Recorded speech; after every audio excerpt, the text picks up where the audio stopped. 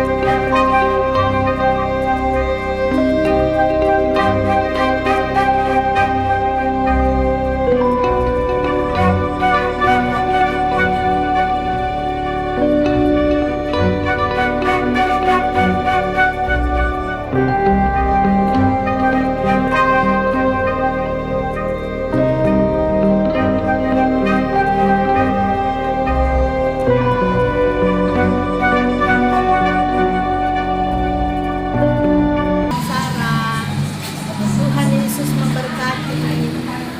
Ulang tahun untuk Kak Sarah. Semoga Tuhan Yesus memberkati, umur panjang, sehat selalu. Sarah Ibu yang ke-14, sehat selalu, panjang umur, semoga cita-citanya tercapai. Tahun buat adik Sarah, sekarang sudah lulus SMP, mau masuk SMA. Semoga harapan cita-cita dikabulkan oleh Tuhan. Jadi anak yang takut akan Tuhan, dengan sama orang tua, sama oma, sama opa. Tahun anakku sangat tercinta. Semoga menjadi anak yang taat pada Tuhan, dia taat pada orang tua dan berguna bagi bangsa. Terima kasih. Ulang tahun dari cucu kami Sarah. Tuhan memberkati sepanjang umur hidupnya. Takut akan Tuhan ada di dalam kehidupan. Terima kasih, Tuhan memberkati.